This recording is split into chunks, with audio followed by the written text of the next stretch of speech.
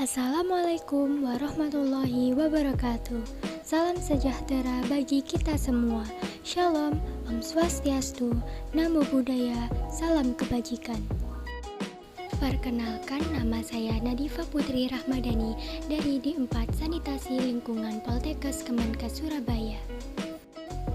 Di sini saya akan menjelaskan mengenai asas-asas kewarganegaraan.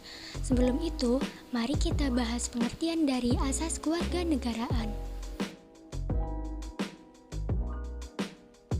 Asas kewarganegaraan adalah dasar berpikir dalam menentukan masuk tidaknya seseorang dalam golongan warga negara dari sebuah negara tertentu.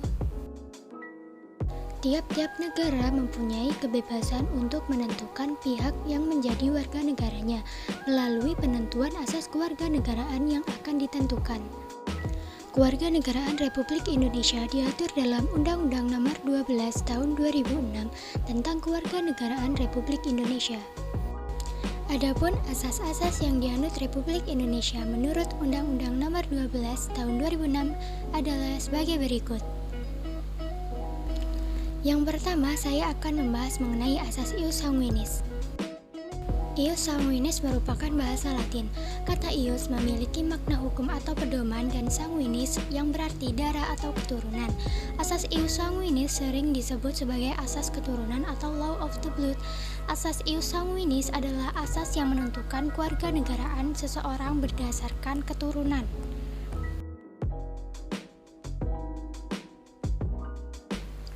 Misalkan seorang anak dilahirkan di negara B yang menganut asas ius sanguinis, sedangkan orang tuanya warga negara A, maka anak tersebut tetap menjadi warga negara A. Contoh dari asas ius sanguinis adalah sebagai berikut. Randi dan Bella berasal dari Indonesia, memiliki anak yang bernama Kila yang lahir di Italia. Status kewarganegaraan Kila adalah Indonesia, karena dilihat dari garis keturunan orang tuanya yang berasal dari Indonesia. Contoh negara yang menganut asas ius sanguinis adalah India, Italia, Spanyol, Korea Selatan. Selanjutnya saya akan membahas tentang asas ius soli. Ius soli juga berasal dari Latin, di mana kata ius berarti hukum atau pedoman, dan soli dari kata solum berarti negeri atau tanah atau daerah. Asas ius soli sering disebut juga dengan law of the soil atau asas kelahiran.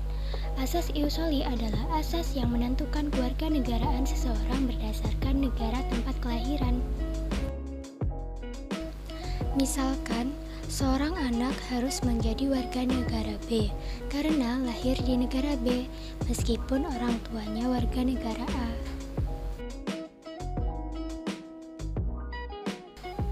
Contoh dari asas ius soli adalah sebagai berikut.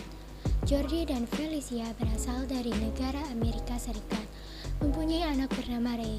Ray dilahirkan di negara Kanada, maka Ray akan dinyatakan sebagai warga negara Kanada.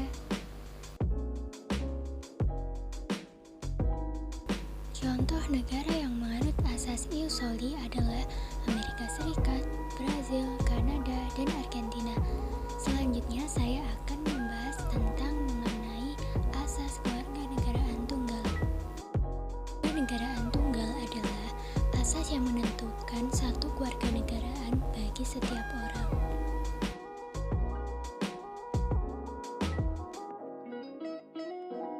Contoh dari asas kewarganegaraan tunggal adalah bila suatu anak lahir di kalangan warga negara, baik luar maupun dalam, maka setelah dewasa, si anak tersebut harus memilih apa status kewarganegaraan yang ia kehendaki. Selanjutnya adalah asas kewarganegaraan ganda terbatas. Asas kewarganegaraan ganda terbatas adalah asas yang menentukan kewarganegaraan ganda bagi anak-anak sesuai dengan ketentuan yang diatur dalam undang-undang ini.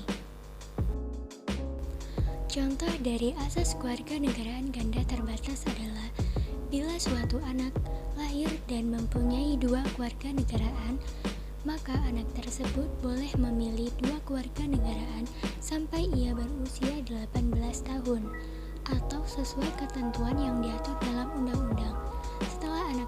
berusia 18 tahun, ia harus melepas atau memilih salah satu kewarganegaraannya. Sekian penjelasan dari saya, semoga bermanfaat. Apabila ada kesalahan, mohon maaf sebesar-besarnya. Terima kasih sudah menonton video ini. Sampai jumpa di lain waktu. Wassalamualaikum warahmatullahi wabarakatuh.